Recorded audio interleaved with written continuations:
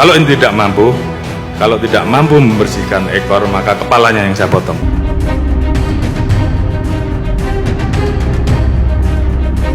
Hari ini, akhirnya Ibtu Rudiana ditangkap atas perintah Kapolri, terbukti rekayasa kasus Vina dan siksa tahanan. Sebelum lanjut, jangan lupa untuk like, follow, subscribe, dan share, karena berbagi itu indah. Halo, selamat datang di channel Suara Hati Sang Istri. Berita kali ini kita terus mengikuti update dari kasus pemerkosaan dan pembunuhan Vina Cirebon, yang dimana kasus ini masih panjang prosesnya, bisa jadi terungkap atau tidak. Dari 2016 silam hingga 2024, kasus ini masih menjadi pertanyaan di netizen, terutama kenapa sampai sekarang belum terungkap gitu kan. Dan Kapolri akhirnya ungkap penyidik miliki fakta baru kasus pembunuhan Vina dan Eki di Cirebon ini. Bahkan Ibtu Rudiana sekarang semakin tersudut karena Kapolri Jenderal Polisi Listio Sigit Prabowo memastikan langkah pengusutan mendalam pada kasus pemerkosaan disertai pembunuhan Vina dan Eki ini di Cirebon. Listio mengatakan pihaknya telah memerintahkan Propam dan Irwasum Polri dalam pengawal kasus tersebut.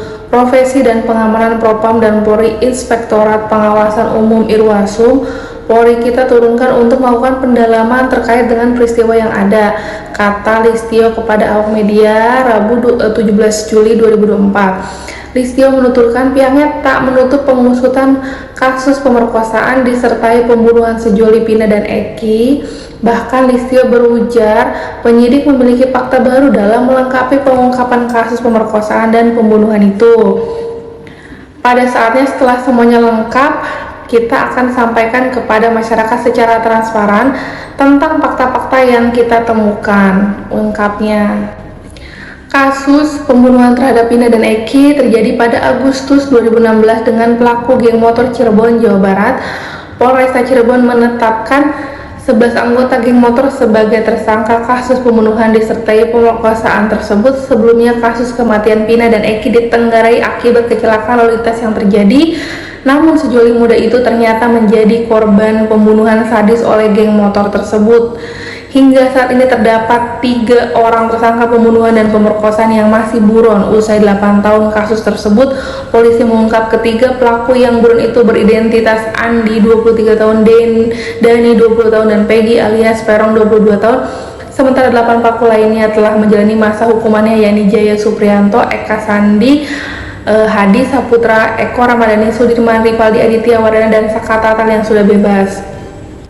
Adapun Polda Jawa Barat secara mengejutkan menghadapi 2 nama DPO lainnya usai menangkap terduga otak pelaku pembunuhan, yakni Peggy Setiawan alias Perong. Diketahui kasus pembunuhan Vina dan Eki di Cirebon diusut kepolisian usai adanya laporan polisi yang dibuat oleh Ibtu Rudiana. Teranyar Peggy Setiawan pun tak lagi menjadi tersangka kasus Vina dan Eki Cirebon usai menang sidang pra peradilan. Kini Ibtu Rudiana dilaporkan ke Bareskrim diduga siksa dan paksa terpidana kasus Vina minum air kencing, yang ini lagi hangat-hangatnya juga karena keluarga salah satu terpidana kasus pembunuhan Vina dan Eki, yakni Hadi Saputra, melaporkan Ibtu Rudiana ayah Eki ke Bareskrim Polri atas dugaan penyiksaan dan penganiayaan serta pemberian keterangan palsu pada hari Rabu 17 Juli 2024 kemarin.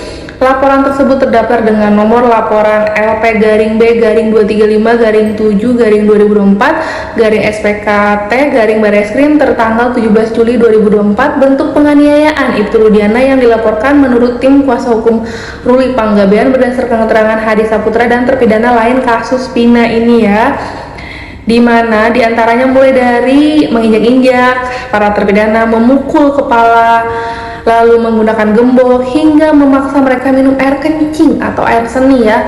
Macam-macam ya bentuk penganiayaan yang dialami klien kami, dari mulai diinjak-injak, kemudian pemukulan, kemudian digembok, dikenakan ke kepala sampai pecah lain sebagainya.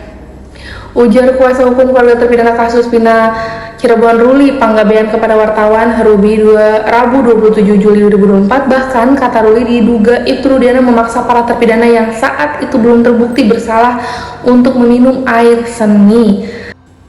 Tim kuasa hukum serta salah satu terpidana kasus pembunuhan Vina Cirebon ini akhirnya Hadi Saputra resmi melaporkan ayah mendiang Eki Rudiana ke Bareskrim Polri pada hari Rabu 17 Juli 2024 kemarin ya. Nantinya, kata Ruli, penyidik yang menerima laporan pihak akan membuktikan dugaan penganiayaan yang dilakukan Rudiana itu dengan melakukan proses penyelidikan dan penyidikan. Ya, tadi juga ada yang bilang bahwa ini terpidana ini disuruh minum air kencing, segalanya kan hal-hal sebetulnya sudah di luar kemanusiaan.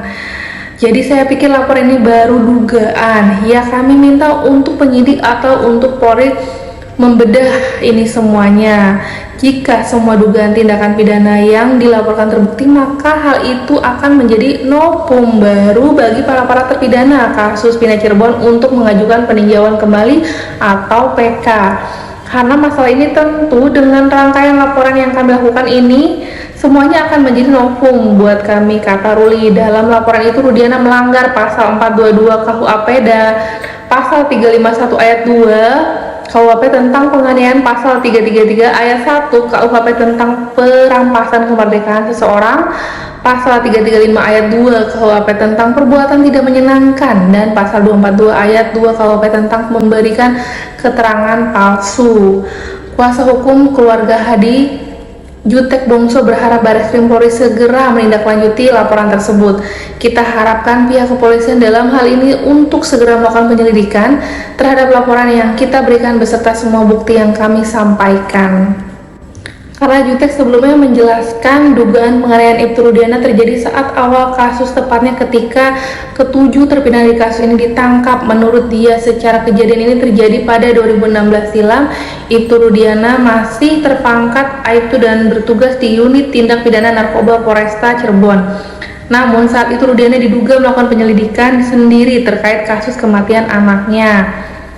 Penyelidikan dilakukan sendiri, bahkan dalam kesaksian anggotanya yang kami baca dalam BAP berita acara pemeriksaan, bahkan dia mengeluarkan sprindik surat perintah penyidikan sendiri untuk melakukan penyelidikan, ungkap Jutek. Kemudian berdasarkan keterangan saksi yang bernama Aib dan Dede, Rudiana disebut mengamankan para terpidana. Pada saat itulah, kata Jutek, para terpidana termasuk Hadi Saputra mengalami penganiayaan oleh Rudiana.